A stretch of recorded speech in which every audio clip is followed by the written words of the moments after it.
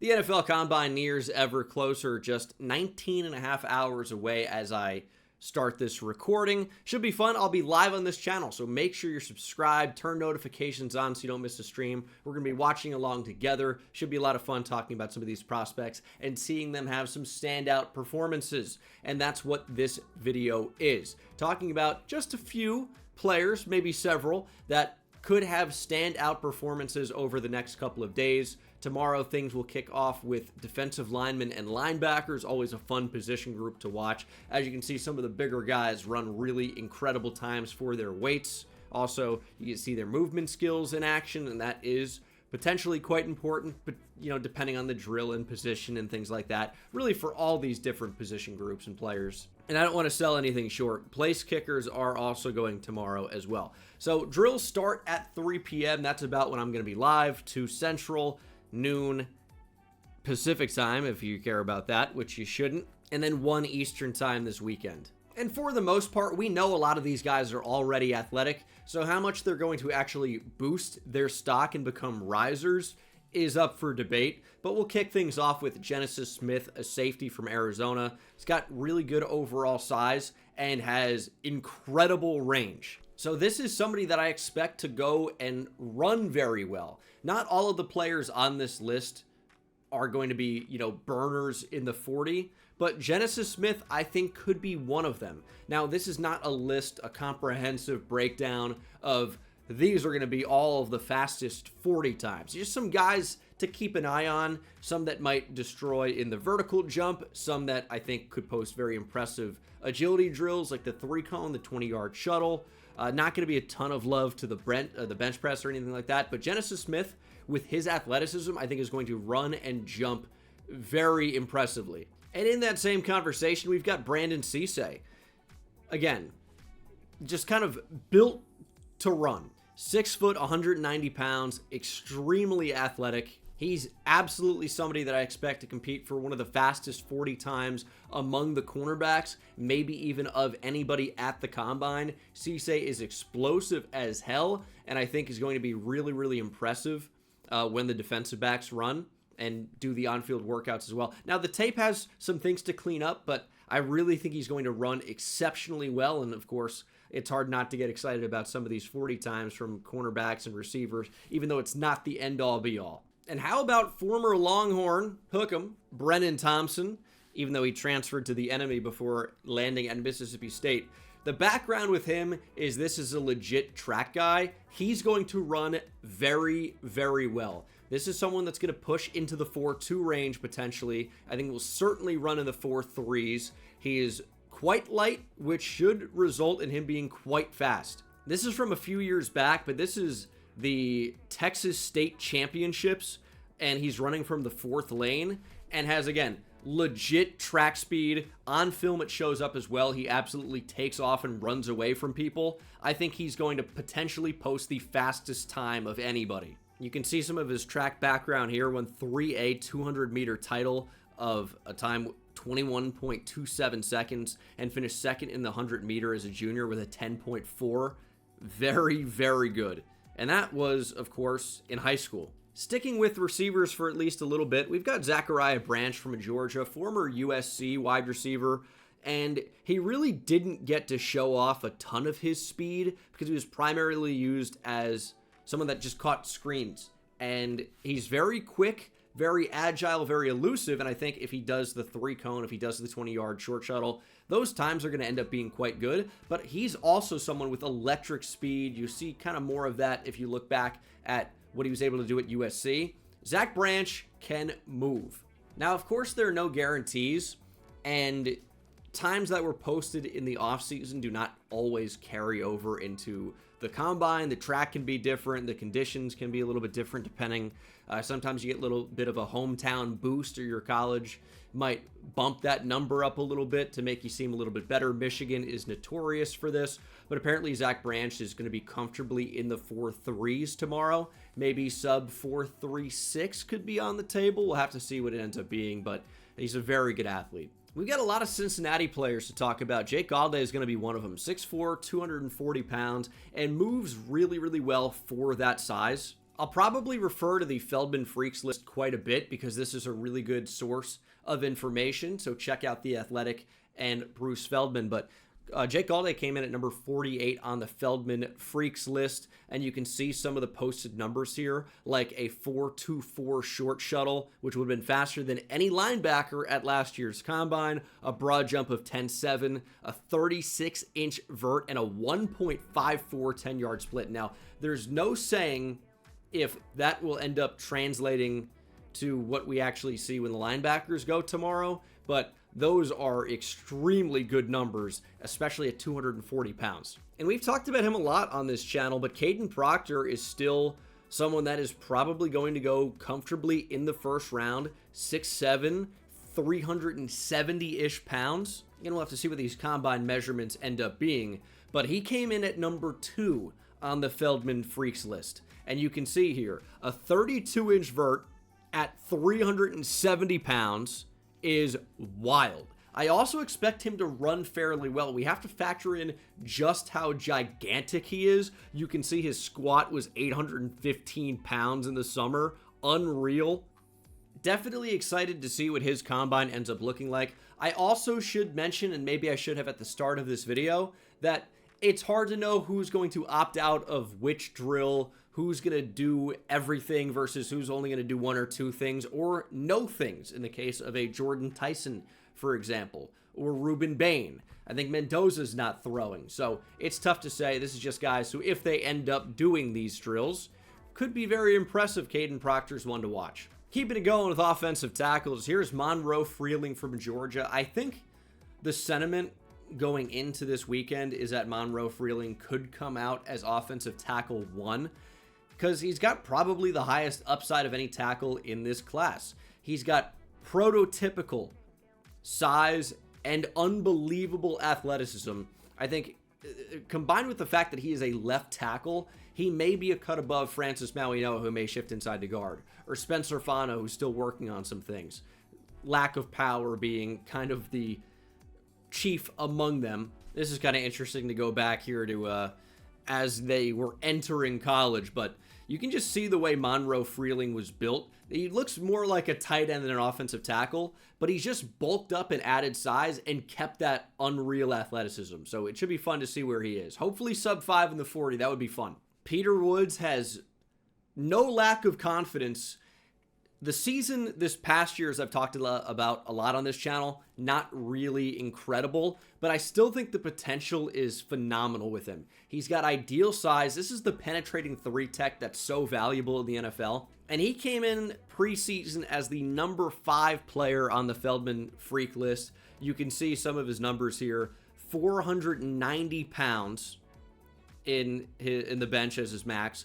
34 reps of 225 with a 700-pound squat, 486 in the 40 with a vertical jump of 33 inches.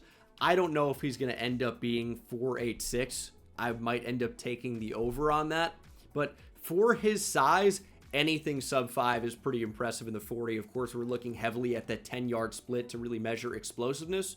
Peter Woods was expected to potentially go top 5. He was my number 1 player coming into the year. We didn't see that version in 2025, but I'm excited to see where he ends up going in the draft and how this potential really unfurls over time with the right team. Now, Logan Jones might be a little bit of a sneaky athlete. I'm actually quite high on him as a player. I think he's got starting potential at center. And when I was researching this video, I didn't expect for Logan Jones to be top 10 on the Feldman Freaks list that I've referenced so much already, but he's got some very impressive numbers here.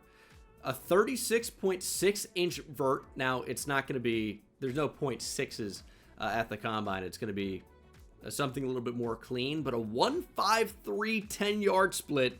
You can see these are position records. A shuttle of 4.09 for Iowa, which is elite at producing offensive linemen. So the fact that Logan Jones is in the upper echelon of all Iowa centers is very impressive. Tyler Linderbaum was a center at Iowa. From what I've seen so far, there are only really a few centers in this class with true starter potential. Logan Jones, I think, is one of them, and he's currently like a fringe day 3, could maybe sneak into day 2 type of prospect, but if he comes out and looks unbelievably athletic, I think this is a guy that's pretty much a lock to go inside the first 5 rounds. I know we know about Sonny Styles at this point, but he's absolutely worth talking about. Close to 6'5", over 240 pounds. Sonny Styles, his draft projection really ranges anywhere from the first several picks of the draft, maybe into the mid-teens. I would be really surprised if he were to fall past the Bucks at 15, and I think he probably goes higher than that. He's a really, really good player who's great coming downhill and a tremendous athlete. If he comes close to any one of these numbers that are listed here on the list, it would be wild. A broad jump of 11 feet, a vert of 40 inches, and as you can see here, we don't have a 40 time per se, but Sonny Styles around 23 miles per hour as a max speed is rolling. Right now, he's quite clearly the number 1 linebacker in this draft, at least in terms of players expected to stay off ball. His teammate Vel Reese, I still might just call him Arvel Reese, is obviously in that conversation as well, but is expected to move full-time to the edge. Sonny Styles is someone that should test unbelievably well, and the tape is great. So is he going to be so much of a riser? Maybe not, but I'm excited to see what these final numbers end up being, and maybe we see another off-ball linebacker drafted inside the top 10. Doesn't happen very often. And a similar type of athlete with a similar type of build, this is Kenyon Sadiq from Oregon. He's tight end 1, and I think he's tight end 1 by a country mile. He is unbelievably explosive and athletic, and this is what makes him so fun as a prospect, because he's a mismatch for every different position that could potentially cover him. I'm definitely super excited to see what the numbers end up being, but the reality for Kenyon Sadiq right now is that he is the most athletic of his position group at the combine, and I think fairly easily. Eli Stowers is a great athlete, could have been involved in this list as well, but I think Sadiq's overall on another level. He came in at number 11 on the list, and you can see some of these numbers here too. Apparently bulked up to 255. Not sure if he's quite going to be that weight at the combine, or if he even played at that weight, but a vert of close to 42 inches is absolutely wild. If you look at some of the best vertical jumps in combine history among tight ends, look where that would match up. And these are some pretty good names as well. Vernon Davis, Mike Gesicki, Jared Cook. If he even gets to 40 inches, that would still be one of the biggest jumps we've ever seen from a tight end. And now, another great nickname among the defensive tackle group. This is the Godfather, Dante Corleone. Big nose tackle. That's the name of his game, is being a space eater, holding the line of scrimmage. 6 foot, 335 pounds. How could he possibly be on this list? Well, apparently he's been on the Feldman Freaks list 3 times. And despite being 330 plus pounds, his 10-yard split is supposedly a 1.71. That would be among some of the fastest times we've ever seen, and there's a trend among a lot of these defensive tackles. Jordan Davis is another absolute freak, but check out the weight on some of these players. Brandon Dorless, sub 300 pounds, significantly, 283 here, and that's not unusual. The trend for a lot of these guys that are listed on the interior, kind of like these hybrid inside-outside guys that are between 275 and 290 pounds. Dante Corleone is 40 pounds heavier than that, and that's at the heaviest. Now, he's lost a lot of steam. This was someone that was super hyped up heading into the year, but Nicholas Singleton is still an incredible athlete. Penn State has a knack for producing a lot of them and other things as well. But Nick Singleton is truly as explosive as they come at running back.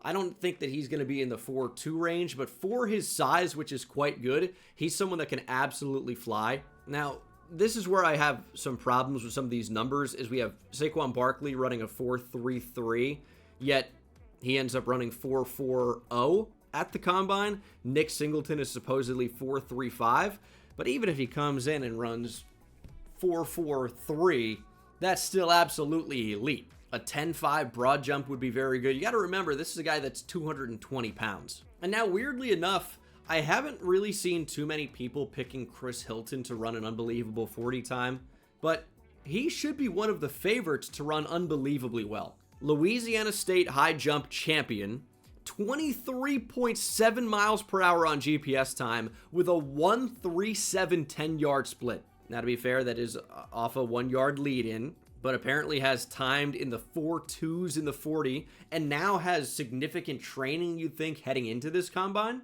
So it's hard to know what that 10-yard split would look like without the lead in, but we know 4.2's flying. And if you've seen Chris Hilton, you know the guy can absolutely run. I think there's absolutely a chance he ends up in the 4.2 range. It's apparently already happened. And the LSU record for GPS time, wild. You can see the great Brian Kelly breaking this down. Wasn't particularly windy on this day, so we can't talk about the wind-assisted time here for Chris Hilton, but he can absolutely fly. And that's the only thing they can be saying here in this drill is Chris Hilton is very clearly the fastest player on the field. And we might see that in the 40. But I always like these guys with the track background. It's pretty easy to pick them to blow up the combine and run a really fast 40. I mean, he should be incredible. And then somebody that I don't see anybody talking about, Cincinnati's Jeff Caldwell, 6'4", close to 210 pounds. This is a bigger bodied wide receiver. We've talked about, you know, a lot of these guys in the 180 to 190 pound range. Jeff Caldwell is significantly bigger and taller, and he's a long strider. The numbers here are ridiculous for his size. A broad jump of close to 12 feet, which would have been 7 inches longer than any wide receiver jump at the combine from this past combine, and would have tied the farthest any wide receiver has ever jumped at the combine. Vert reported close to 37 inches, a 1.5 in the 10-yard split of that 40. So we'll see what that 40 time ends up being, but the explosiveness is no joke. And I didn't want to end this video without talking about Ted Hurst, who actually has some pretty incredible film. It is at Georgia State, but he rose to the occasion against better competition as well. Also, great size, also a burner, also somebody that I expect to perform really, really well. Again, you got to factor in relative to height and weight. Is he going to be somebody that goes out and runs in the 4.2s? I don't expect him to, but if he's 4.45 or better, that's pretty impressive. So those are some of the risers that I predict here for the NFL Combine over the next few days. Make sure you're hanging out for the stream. Should be a ton of fun. I'll have more info, and I'll be tweeting about this live as well. So make sure you're following the Twitter, linked as always in the description, and I'll see you in the next one. Take it easy.